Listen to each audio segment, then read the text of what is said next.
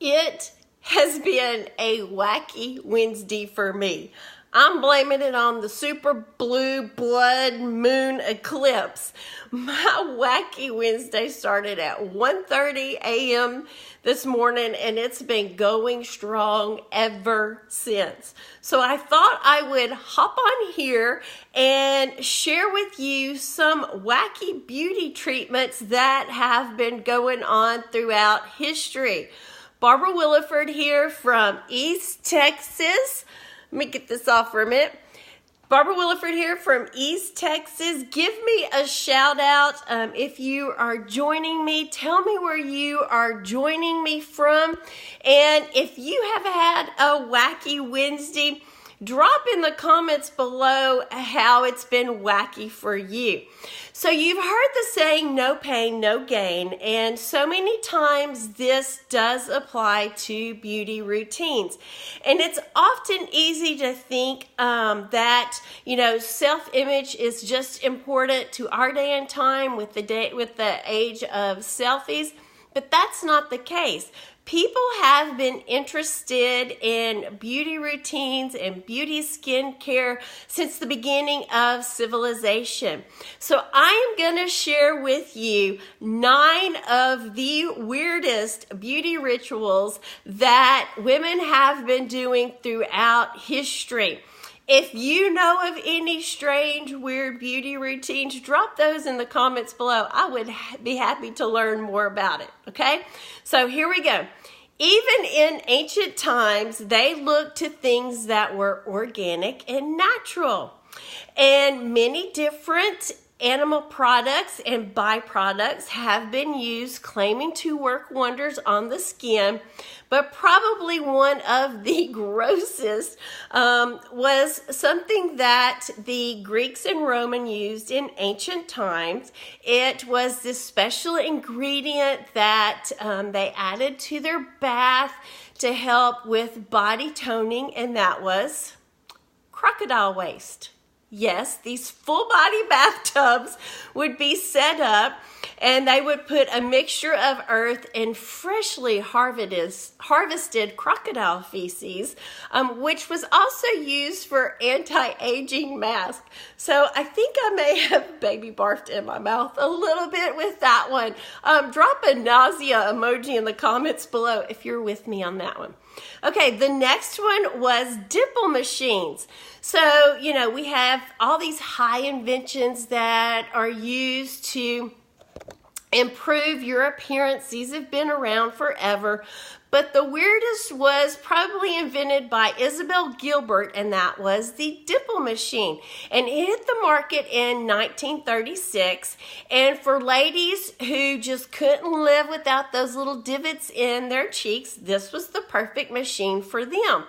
And it strapped on your forehead and it went around on your chin, and it had these spring-loaded knobs that would push into your cheeks. Unfortunately, the dimple phase didn't last very long, and wearing that contraption was pretty uncomfortable. So how many of you could live without dimples? Drop an amen in the comments below. Okay, here's another all-natural, organic diet, and it is the tapeworm diet. We've all heard that beauty starts from the inside out, but this is taking it to a whole nother level. Maintaining a trim, slim figure was a particular prize in England during the 1800s, and one particularly disgusting beauty regimen that gained traction was the tapeworm diet, where people would shed pounds. I know, right, Michael? This is just... So they would shed pounds by swallowing pills containing sanitized tapeworm larvae that would take up residence in your stomach. These tapeworms would divert the calories to their own body. They would grow larger and larger and larger until you had them removed, which was quite an unpleasant experience. So thankfully, this diet fell out of fashion very quickly. So who's completely baffled by that? Drop a 1 in the comments below. The next one is foot binding. And this was probably one of the most bizarre and horrifying beauty practices in recent Chinese history, and that was the custom of foot binding. And what they did was they took the feet of little girls between the ages of 4 and 7 years of age, and they would break their toes. They would all the toes but the big toe, and they would fold it back and wrap it up to keep the feet from growing to a normal size. And this was typically done with the family's oldest daughter to improve her chances of marriage, because normal size feet symbolize the ability to work. Okay, here's another one. White lead facials. So in the Age of Enlightenment, the trend for beauty in the aristocrat circles was paleness, and the color in your skin meant that you spent time outside, which usually meant that you did some back-breaking labor. And the paler your skin, the richer you are. Man, I must be loaded. Since human beings naturally have a bit of color, the beauty treatment back then was to apply a powder made of white lead, calcium carbonate, and hydroxide to every inch of their body that was exposed. So as you can imagine, a lead powder deposited toxins into the body over time, so there was a lot of side effects, including skin inflammation and baldness. So not all organic natural products are good for you. Okay, the next one, bleeding.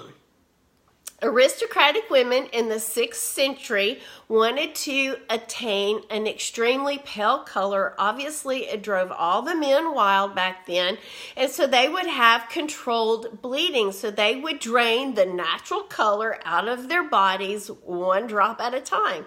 So needless to say, this didn't do wonders for their life expectancy. Okay, the next one, black lacquered teeth. You know, whiter teeth is popular now, but that hasn't always been the case. In Japan, at one time, women who were married used a black lacquer dye on all the faces of their teeth, and they would stain them this deep, brilliant black. Now, single women had white teeth. Married women had black teeth. And first they would take a pomegranate and they would rub it on the front of their teeth, priming the enamel, and then they would go in and dye the teeth. The dye was made of iron fillings and gallnuts from the Japanese sumac tree, and that was applied to it. Now this was a very foul, time-consuming practice that you had to do every 3 days or so. Now that's high maintenance if you ask me. The next one, wig lard. Now, we tend to think of big hair as an 80s thing, but nope.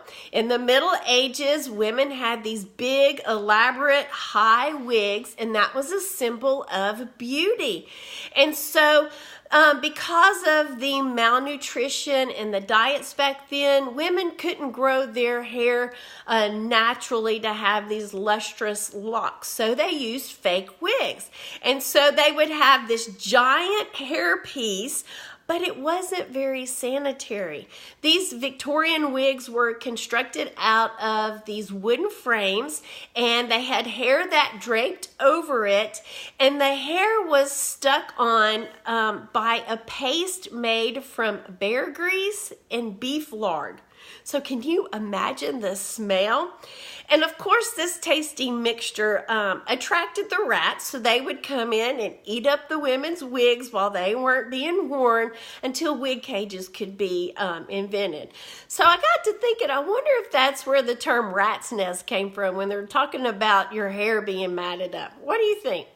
Okay, so I started with a disgusting one, so of course I have to end on an even higher note. So, here we go. Teeth are a vital part of the overall beauty, and before the invention of dental technology, it was very tricky to keep them clean and bright. So the ancient Romans believed that they had the perfect solution, and it came from Portugal. It was Portuguese urine mouthwash. So jars of urine were actually shipped in from Portugal because they thought it had a more powerful cleaning agent than homegrown Roman urine.